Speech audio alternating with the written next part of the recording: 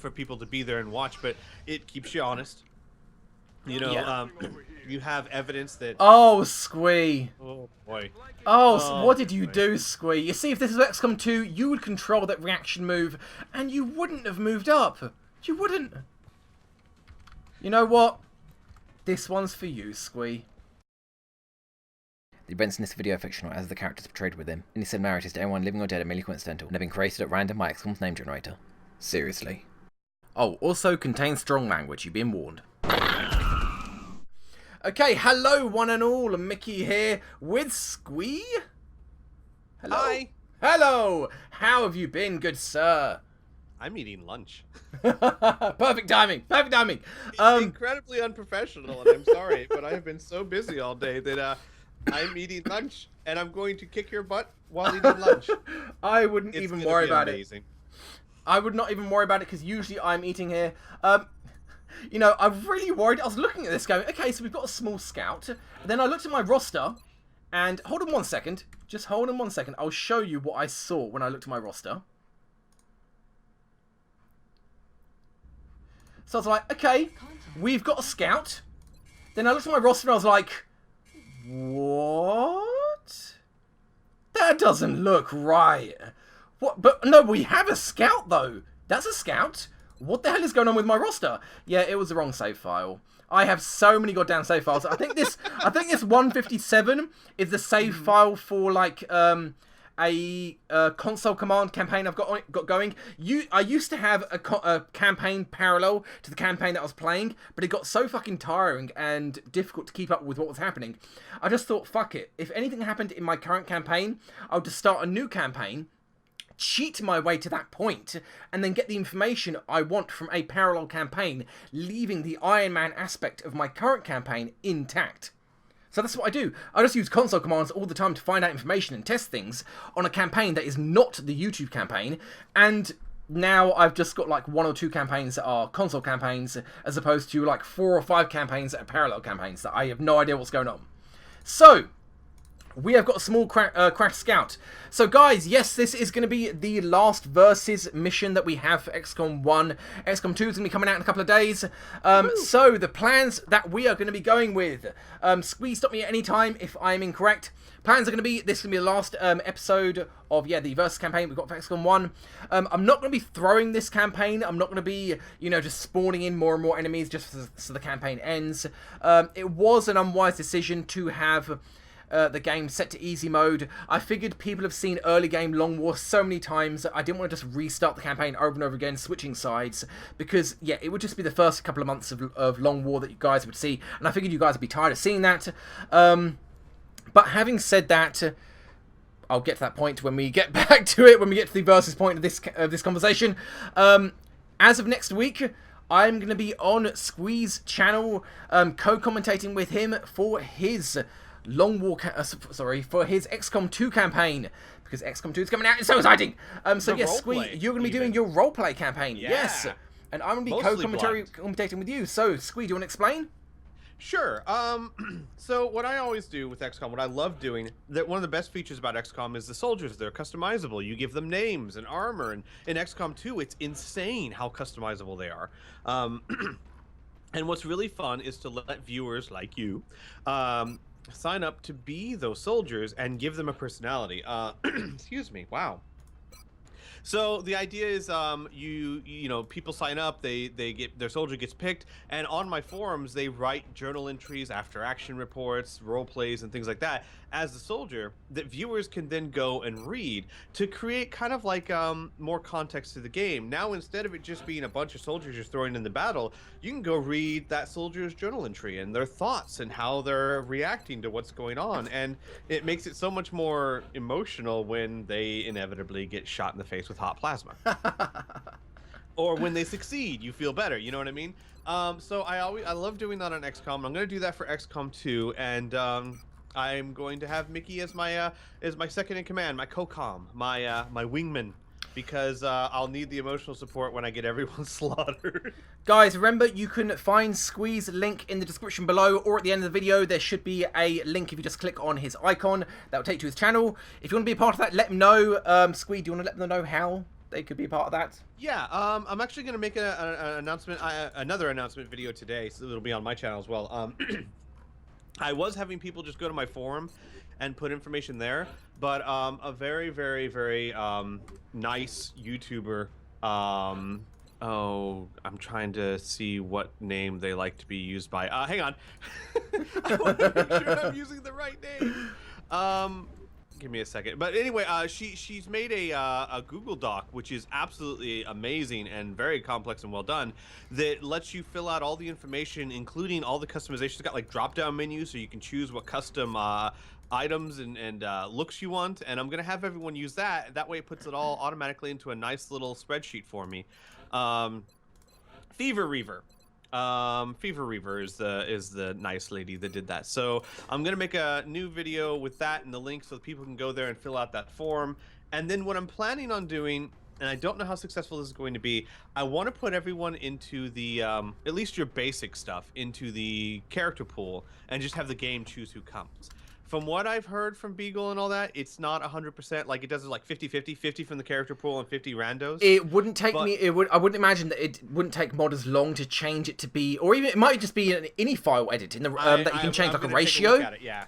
I'm gonna try and change it myself before I start the campaign. If I can change it to 100% pool, fantastic. If I can't, then I will take the people from the pool and then I'll randomly select the other half. But yeah, so that's how that's gonna go. Mickey's gonna be my second command. Now, yes, Chronic, I will be Squees Bradford. Yes. Well, yeah. You know what though? He can't be Bradford though because Bradford's such a cool character now. Okay. Yeah, he's been much more fleshed out now. Yeah. Oh, you did it. No, I your did base my defense. First XCOM base. That was actually the finale for season 3 of the roleplay, and holy crap, that was such a cool moment. You mean base defense? Yeah. Yeah, base. Yeah, defense. yeah. I was like, Bradford. Wow. He just elbows the compartment underneath the desk, whips out a giant magnum-sized pistol like a Desert Eagle, cracks him across the face. I was like, hell yeah. So, but yeah, so Mickey's going to be my second in command, keep me from slaughtering you guys too quickly, hopefully. But though, from what I've heard, XCOM 2 is brutal. Like that timer. Oh my god, that timer's gonna kill me. Okay, guys, I'm heading down to the mission. I've got the squad laid out. We can carry on talking about this. You know, you can talk about this while I'm moving and everything. I've got 2 snipers, a rocketeer, a scout, an infantry, an assault, and a grenadier. Unfortunately for you, Squee, considering we're not going to be playing this campaign for a very good while, I'm kind of going all in here. I don't know how much. I don't know how much resistance you can put up here. I might be delegated to color commentary for this match. But yeah, we're gonna be out in the sticks. So yeah, 2 snipers here. They are just gonna wreck house. So let me head down there, and I will join you in that conversation because I've got a few things to say about that. Oh boy. Oh yeah, but the most important part is that is only until we're gonna do that on Tuesdays like now. Only until modders fix the co-op campaign in XCOM 2, where we can do what we're doing here, but no, do you it haven't, in XCOM Wrath. 2. We're just starting. Go on, Squee. Oh, no, I was saying that you're going to be my co-commander only until XCOM 2 gets modded a little bit so that we can do what we do here on XCOM 2, which is a versus campaign.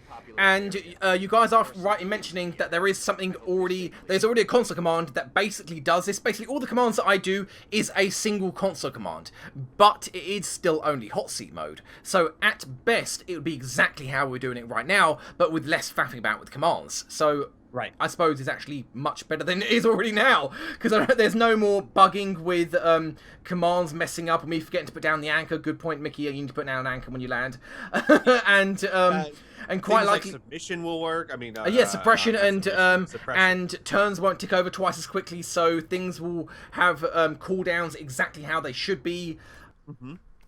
Yeah, so at worst it'll be exactly as it is now. What we're hoping for is that very quickly modders will make it so that I can actually control my side, so that we don't have that problem of Mickey knows where everything is. That would be amazing. Yeah, and the fact that I mean, I don't know how it would work the pods that aren't currently active. I really hope that once, or not even once, I make contact, I hope from the get-go you can only do a blue move with pods that are inactive, and you can't put them on Overwatch or shoot, obviously, because they're not active. All you can do is a blue move, and that's it. I'd with almost be inactive fine pods.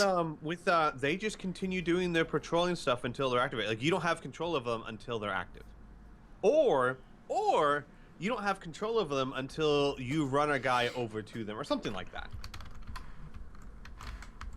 But yeah, no. I mean, we're very excited for the possibilities here. Yeah, to have an actual awesome versus where I can, whatever side I am, Mickey won't know what I'm doing. I won't know what he's doing. It'll be just like a multiplayer, but it'll be over the course of a campaign. That would be fantastic. Right, that's... No, yes, yeah, no, I haven't, and yes, you're absolutely right. What the fuck am I doing? I just said I need to do that. Drop, man, and then, there you go. And the AI's on. That guy is friendly, so he's on my side, so the turn doesn't end. Yeah, I was going to join you in your conversation in saying the timers on missions. Yes, that is kind of a controversial thing. It's definitely a good idea. The amount of different objectives there are in missions now. Granted, almost all of the missions are still kill all the aliens, but you also have to do this. So they are still abduction missions, but with a time limit and a side objective, or, you know, a main objective. But the reason why I think they're controversial, and a lot of people saying they're difficult, and the reason why I agree to them to a degree, is because it has a lot of random elements to it.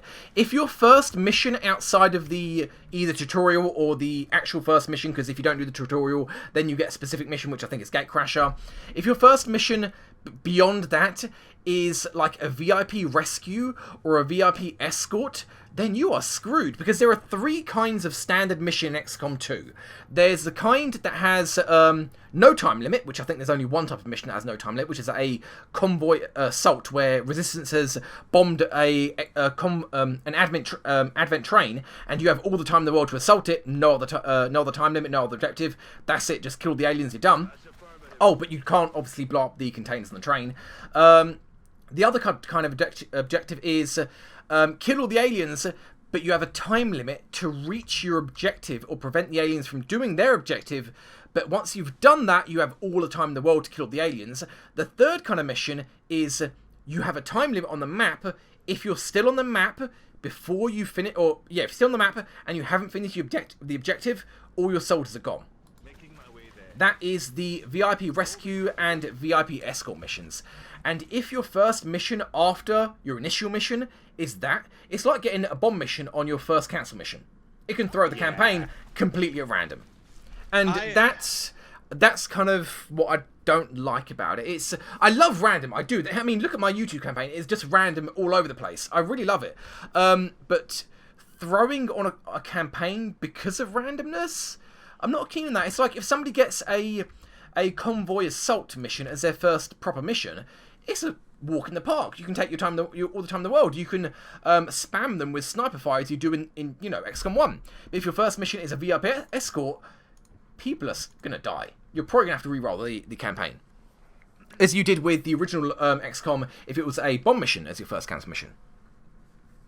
See, I know some people hate it. I know, like, for example, Inferno hates the idea of the timer because he's a very slow, methodical player. I am too. You know me. I love to set up Overwatches and let people come to me. Hell, that base defense I was just telling you about. How did that go? I made a firing line and just let people come to me. So, because I love that. That's how I love to play. I love to be slow and methodical. And the timer is just gonna throw me out of my comfort zone completely. Don't be wrong. After everything I just said about it, I love the timer. XCOM really, really needed a timer, and I think it was, although a cheap way of doing it, it was the best, easiest, simplest way of the designers of fixing exploits you can come up with. Because almost every single exploit in XCOM is based on you have all the time in the world. So why not go to extra effort to get this massive advantage, which you don't have anymore? And despite what I said too, I am fine with it, because is it going to take me out of my comfort zone? Absolutely. Am I going to make mistakes and get people killed? Yes, but it's going to be what makes the campaign, the missions exciting on a mission that would otherwise be boring. Exactly. The more I thought about it, the more I was okay with it for a few reasons. One, it makes real logical sense. Yeah. Your resistance. You're trying to get stuff done before the massive forces come down upon you. Think about any special forces movie you've seen. They're always on a timer. Yeah. They have to get in and get out before everything goes bad. And I like that. It fits with the story perfectly.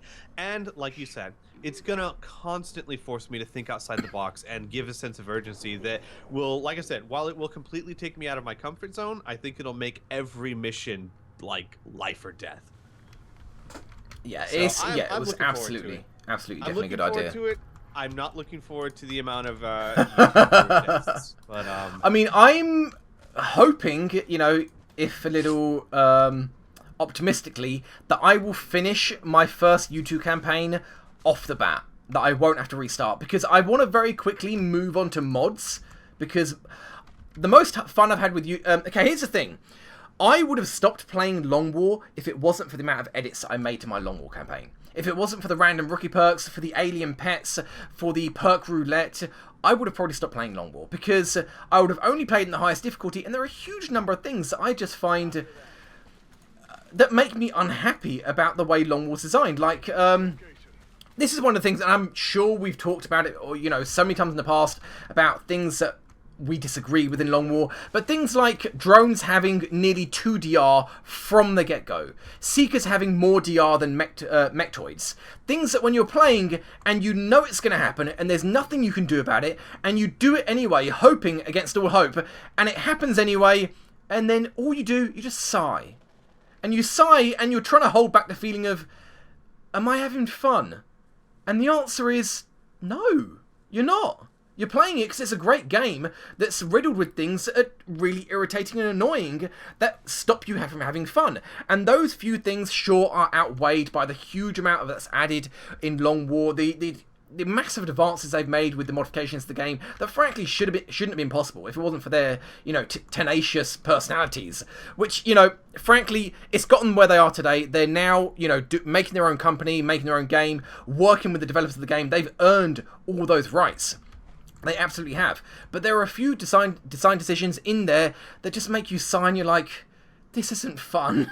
It's not. Shooting a drone, dealing 1 damage, using the rest of your rookies shooting and they miss. Your last rookie shoots it again, does 1 damage again, actually hits and does 1 damage, and you're like, ugh. That's not fun. Or holding, you know, holding back a soldier and shooting a secret point blank that's strangling a sniper and dealing 3 damage to a 6 health Seeker because the amount of DR that it's got. And you're like, how many soldiers am I expected to have holding back to back up the sniper when they're supposed to be frontline soldiers? It's acceptable to have 1 soldier back up the sniper. That's it, 1 soldier. That's what you should do. It's what you'd expect to have. But when you're dealing like 3 damage to a Seeker because it's the amount of DR that it's got, you're like, oh, that's just not right. And yeah, as I said, the only reason I'm having fun with Long War now, I would have stopped playing and I would have left it there, is because of the amount of edits I've made. The random pets, the random rookie perks, the perk roulette, just letting things be random and let me pick up the pieces. Let me decide what to do with what comes out. Right. No, I'm totally with you. One of my biggest problems was I love the options. I mean, there's so much to love about Long War. Yeah, absolutely. But I think you start off like I think that they tried too much to make you look really weak at the start so that you'd feel more powerful later, but I think they went a little too far. Like, for example, rockets and rookies just don't mix. Just don't use them. Just don't. Wait until you level them up 3 or 4 times, get their aim up, get some perks, because otherwise your rocket's going to fly 4 tiles off base and you're going to hurt someone. And it's just it's dangerous and deadly. Like, when I first started playing Long War, I almost completely swore off rockets because it was just too hard to use them. And not to mention, yeah, at the beginning of the campaign, Rocketeers are pretty much useless, and by the end of the campaign, they're pretty much useless again because they've got very limited ammo, and rockets do pretty low damage compared to the amount of health enemies later in the game get, and the DR they get. God, that's true. So they're ridiculously bad in the early game, and they fall off in the late game. So, I mean, yeah, sure, you know, they're very minor flaws compared to the amount that the game adds, but they are flaws there that just kind of make you go, ugh. it sounds like we're hating on Long War. I think we both adore Yeah. Long War. Yeah. Long War made this game absolutely phenomenally amazing. I mean, I say that I wouldn't be playing Long War now if it wasn't for the edits that I made. It wouldn't be for the edits that I made if it wasn't for Long War. So I'm only playing and XCOM that now to begin with because of that Long too, War. And you're talking about probably after 100 hours of Yeah. gameplay with Yeah. Long War. So Oh, probably a hell of a lot more than that, to be honest. yeah. So, but I'm excited for XCOM 2 so much just by the fact that it's so moddable. I haven't is actually another checked the thing we have reviews yet. Long War I to need thank to for. check the reviews. Yeah, and that's, I mean, they can't really put it any other way besides saying it's because of Long War that we made this game so moddable. They made it clear how much people will enjoy mods, and not just mods, but how much people enjoy being able to easily edit the game themselves. Oh, it's more than that. From what I understand, they flew the creators of Long War out to their developer studio, and the creators of Long War convinced them to make it moddable. Like literally said, convinced them you should do this, and they said okay. So we quite literally have to thank the creators of the Long War mod for XCOM 2 being so moddable. So yeah, and like I said, even just looking at the vanilla game, it looks so amazing. I looked at some of the reviews. It looks like, I mean, there's still a few bugs here and there. Some Yeah, things sorry, come yeah, up, I cut you off a few minutes ago, well, 10 minutes ago, about what the reviews are like. Yeah, go on. What was the general consensus about the bad aspects of the game? Well, there's very few. I've seen a few video reviews. Now, normally, guys, I don't pay attention to reviews, but I do pay attention to amalgamation of reviews. In other words, if 4 or 5 reviewers all review a game and say the same thing, it's safe to say that thing's in the game. Whether or not it's a good or bad thing, I guess, would be up to you. Make a Squee voice pack for XCOM 2. I agree. I absolutely agree. Oh god, we got contacts. We have drone. No, floaters. Floater. You hit a pistol Overwatch. What was the chance to hit? It must be in the bottom right. I missed it. impressed. It was 16%. Oh, this one's 16%, so it's about the same. Okay, that was a miss. So yeah, that scout hit about a 16% to hit. So you have 3 floaters. Oh my god! 2 floaters. 2 floaters, yeah. Wow, and yeah, this is a point when I realised I was really worried about doing this. I left my snipers right at the back, and I heard there were floaters in the map. By the way, you've also got drones in the map, I heard. But you know what I'm going to do? I am going to risk it for a biscuit. How about snipers take out the floaters? You steadied your weapon, yeah, 99% to hit. Renner, 99% to hit. Miss that 1%. I want it to happen on the last mission. Miss that 1%. He didn't miss the 1%. So, 1 floater left. Can I get eyes on?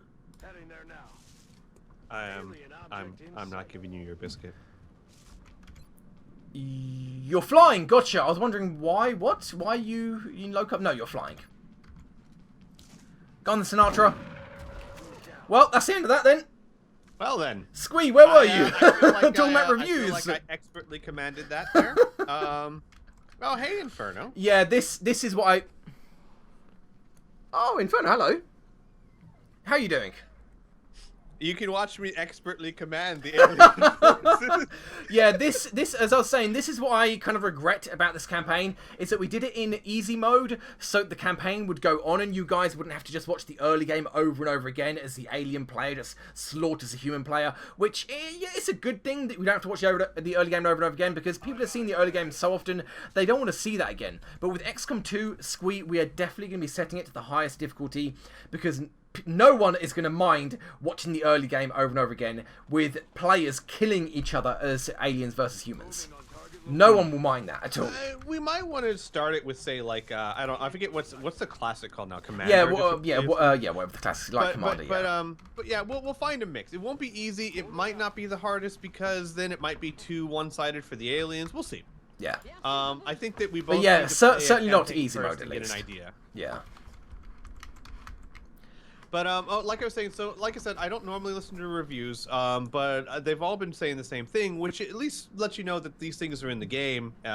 But basically, everyone says that they love the procedurally generated maps. They all seem to be really well done. So there's not many maps where you have you're stuck in a place where you've got no cover and it's just badly designed. They love the conceal mechanic. The timers make missions incredibly stressful in a good way, from what they think. The only negatives that I've seen from the game is glitches, and sometimes it can be so hard as to be unfair, kind of like what you were saying with the VIP map. Yeah, getting a VIP escort on your first mission. But they all said it was incredibly rare to have, like, you know, enemies glitch through walls and stuff. It seems to be much more stable than, oh yeah, much more, yeah. Was. And the fact that the enemies now patrol properly, they actually move as opposed to teleporting, which Long Wolf, again, another brilliant thing that Long Wolf fixed, is that aliens actually, for the most part, move. Sometimes they teleport, sometimes they glitch, sometimes they separate up and, you know, teleport through walls to catch up. But yeah, for the most part, Long Wolf made it so the aliens actually move across the map as a patrol, as opposed to just teleporting, which in Enemy Within, and I fucking remember this, in Enemy Unknown, there was a ridiculous amount of teleporting aliens. Enemy Within, they said they fixed it, but they fucking made it worse. And I remember a long time ago, one of my campaigns just got completely derailed by a pod of Thin Man moved up in front of me, I hunkered down. Then a pod of mutons teleporting into the view that I gave up because I hunkered down. Then I had to hunker down again because it was mutons. Then another pod of Thin Man teleport into that view that was hunkered down, that I'd lost vision, and that was just that was it. Those, I think it was colonels at the time, they were dead. And that was the end of the campaign. And it's like, what the fuck? They made it worse. But yeah, in XCOM 2, they've done a brilliant job.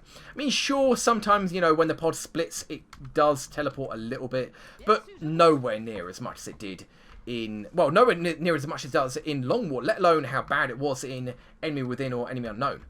I need to, of course, a lot of this I need to wait until I play the game, but from everything I've seen, I love that. Yeah, Inferno, it was really bad. Go on, Squee.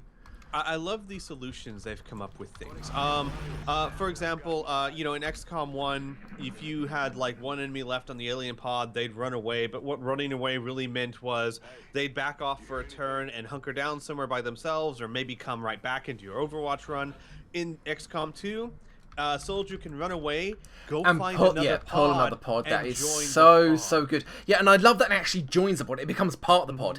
Granted, that is really, really exploitative. It's like, oh, you run off the pod. Well, it's Overwatch time because they can't fire on their turn when they reveal unless you're out of cover, and that's only if you're still in concealment, which is a nice addition they made. I'm kind of hoping in the lower difficulties they don't have that addition because I think it's really brutal for new players. But yeah, for experienced players, that is a really good addition.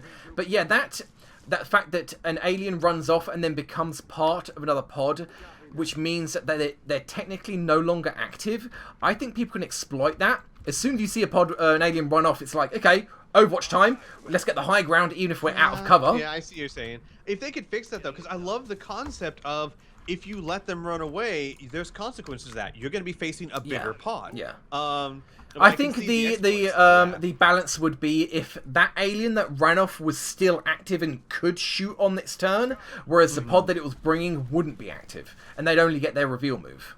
I think that'd be the best way to do it. I like that. I like they've made it so that the aliens can improve. Like from what I understand, there'll be these events where it's like, okay, the aliens are either going to get, you know, like the aliens are going to get thicker armor, and which means more health points. But you can run a mission to try and prevent this from happening. But if you do this, then you won't be able to go get the supplies you badly need to make that. Yeah, it's no longer a really annoying case of in Enemy Within or Enemy Unknown where it's like, you have 3 abduction missions, you can only do 1. We're the international, you know, last line defense against aliens, and I can only send 6 soldiers at a time. I much preferred how Long War did just, you know, throw the missions at you and let you work out how to do them. But yeah, now it's like, you know, one, you know, prevent the aliens get advance or get more resources. It's completely different now than just, you know, abduction missions. So less panic. Well, Inferno's saying they thought they would have gotten rid of Overwatch altogether, considering how much spam there was in 2012. Their solution to that is by giving timers to a lot of missions, so that, because a lot of, and Mickey was saying this earlier, 90% of all the exploits in XCOM were because you had all the time in the world. Yeah. You had all the time in the world to set up and make Overwatch parties and let things come to you, and Overwatch spam the hell out of everything. By putting timers in the majority or a lot of the missions, you negate that, because you can't just sit there and play it slow. You're gonna have to push out of your comfort zone and always be constantly on the move to get your objective done. To a point. I mean, once you complete the objective, then you've got all the time in the world. It's kind of like a meld canister, but with more consequence, I guess. Yeah, with the consequence being your squad's gone. Although I love the fact that if they're left behind, it does not mean they're dead. Missions will eventually, inevitably show up for you to rescue your soldiers. And I love that. It's brilliant. What? Oh, you didn't know that? No. Surprise! Another great thing about XCOM 2. Wait, so if you leave a soldier behind, you might get a left mission behind later but on not to rescue dead. them? And not might, eventually, inevitably will get a mission to rescue them. Wow. How do you feel about that? Wow. that is really cool. Wonderful, actually. magnificent. Yeah. I did not know that. That is awesome. So, oh my god, I'm excited. But bear in mind that mission will then be up against another mission like prevent the aliens from getting, more advanced or get more resources. So it'll also be a trade-off. I see. It'll be So like that it's as well. do I save my soldier and let them get better weapons, or do I sacrifice the soldier? Oh my god, yeah. I'm gonna die. I am gonna just sit there and be having like, said that, when I said eventually, inevitably, I think, as far as I'm aware, I think you only get one opportunity to do it. One opportunity per soldier. So even if you lose like your entire squad on that mission, they will all turn up one by one. But if you refuse to go on that mission, I think at that point they're gone. Oh god, no. I'm gonna turn old and gray by the time this is done. But that is amazing. That is so cool. I really want to see how it plays, how it works out. But yeah, what else I was gonna say? I love how oh god, I love Yeah, Inferno Squee was saying that how much you're gonna despise timers on missions. We all do, believe me, we all do. Yeah, Inferno brings up a good point. The turn-based strategy games let you sit back and consider your moves. Yeah. And you got that to a point in the sense that, you have all the time in the world to consider your next move, but you've got a limited number of moves to do it. Yeah, So it's a give and take. I agree. And I was saying earlier, Inferno, that it's going to really push me out of my comfort zone because you know me well enough. I love letting things come to me and being slow. But I'm gonna try it. I'm excited. Maybe I'll really enjoy it. Maybe pushing me out of my comfort zone and making me have to move and constantly be on the offensive will, I know it'll make all the missions far more what's the word I'm looking for? Intense. Yeah, absolutely. And maybe I'll grow to like them. And if I don't, then they'll be mods. So I'll try it out. Crap, what the hell am I doing? I think it makes perfect sense. Oh, there's a pod to my right. I fucking knew it. Drones! I've got 4 drones there. It makes perfect sense in the story because you're a resistance. You're not the defenders. Yeah, you're absolutely. the resistance. And in most special forces units, there are very strict times. They have to get in and get out before the big baddies come. Like a perfect example. I was just thinking about this. Have you ever seen the movie Black Hawk Down? Yeah. Perfect example. Yeah. Get in there, get out before everything goes to hell. And if you don't, you're left behind. Maybe we can rescue you somewhere down the line. Maybe. Oh. But, I want to say something about, especially the mods. The sniper perk tree. Now, I don't mean the gunslinger perk tree. I mean the sniper perk tree. I have heard so many things about the snipers being shit in XCOM 2. Really? Because the worst thing about the snipers, they've made it so that the further the target is through squad sight, the lower the accuracy is of the sniper shot. I hate that with a passion. Because gunslingers are already so goddamn powerful. Gunslingers have a form of rapid fire that is triple shot as opposed to double shot with your pistol. Right. That obviously doesn't need to be reloaded. And they also get a perk that is shoot every single enemy that is visible to that unit. Yeah. What? What the fuck? How is that fair? And again, pistols don't run out of ammo, so you're going to be hitting every single one of them. And whatever items you've got that gives debuffs or extra damage to enemies when you hit them will apply with your pistol as well. So it's like, How could they make snipers so shit when they've already given missions a time limit, meaning snipers are less effective, and on top of that make gunslingers so good? When XCOM came out, my first reaction was to choose Snapshot on snipers over Squad Sight. That was the last time I ever picked that perk. Snapshot over Squad Sight. Why would you do that? Why would you give your sniper the ability to do something that your other soldiers can do?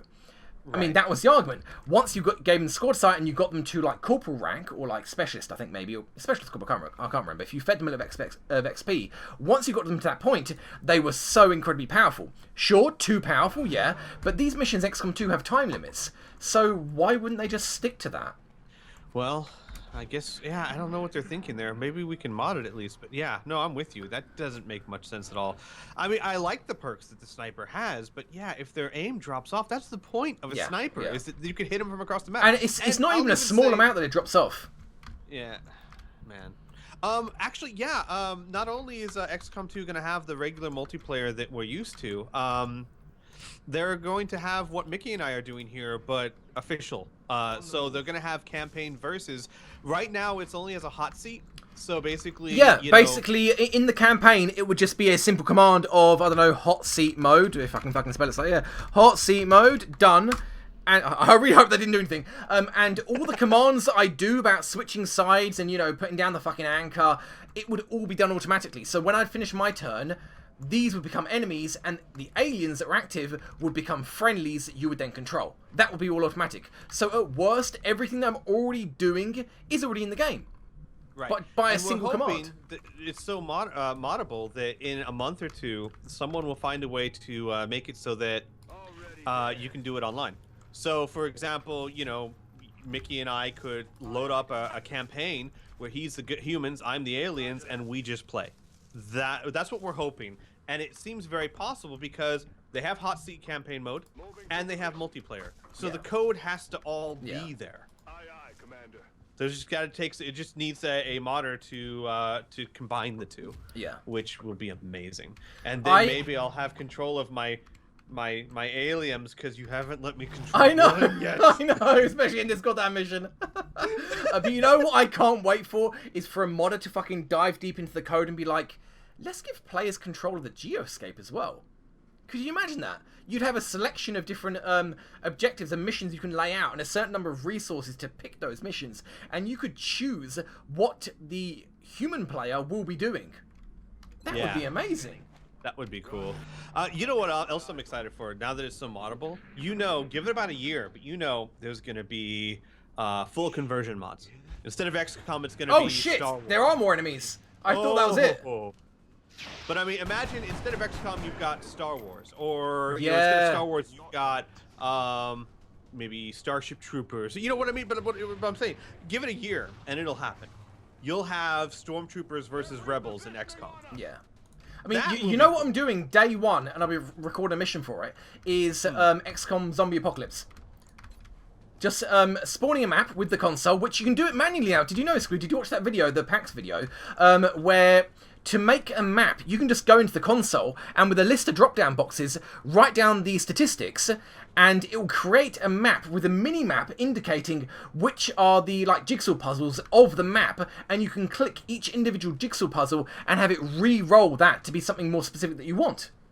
That's cool. It's incredible. And then you can lay down the enemies, not just lay them down, but tell the game what kind of enemies you want, and it will put them down as well. That's what I'm doing day one. I'm going to make a video of Zombie Apocalypse. Yep, that's happening. Just flood the map with zombies.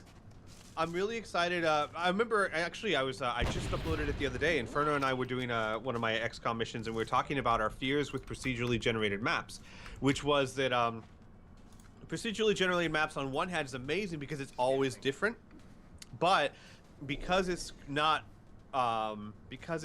carefully handmade by a human, you know, there will be nude mods. Sorry, go on, Squee. There's a chance that you might run into, say, okay, I'm on this map, I have no cover around me that's good, and I've got 3 pods. You know what I mean? That was my worry. They fixed that. You start most of your missions in conceal mode. So if you're in a place, a procedurally generated area of the map that has no good cover, just stay out of those very specific areas where you'll get sighted, move to where you have good cover, and then start an engagement, which completely destroys the one big fear I had of procedurally generated maps, which was getting screwed from the get-go. And not to mention, pretty much every single one of the procedurally generated maps is good. It feels like a map, and all the ones I've seen look really good. Yeah. The only thing that I would like to change, which I'm not entirely sure, I mean, I've seen a lot of videos of the game, but I haven't noticed these kind of little details, is how much information the game gives you about A, the mission objective you're going on, and B, the location you're going on. Obviously, you can tell if it's going to be day or night, depending on, you know, whether it's day or night in that location of the map, of the world, but that doesn't make any difference to the game. But I would like to know what biome it's going to be on, because depending on the biome, you know how much cover there's going to be. Obviously, if it's more rural, then there'll be typically less cover. If it's more urban, then there's going to be not just more cover, but more concealment. So if they don't do that, I would really like that to be in the game very quickly through a mod. Like Long Wars does with, you know, this is an urban block, this is close quarters, this is, you know, a roadway, something like that. But obviously not to that degree because it's randomly generated. But say, I think the biomes are the slums, the inner city, rundown outskirts, and rural, I think, are the different biomes. Just, I mean, that's all it would take, just to say that on the mission, the mission objective before you go on the mission. I'm a little sad that it doesn't look like there's second wave options, but... Are you sure about that?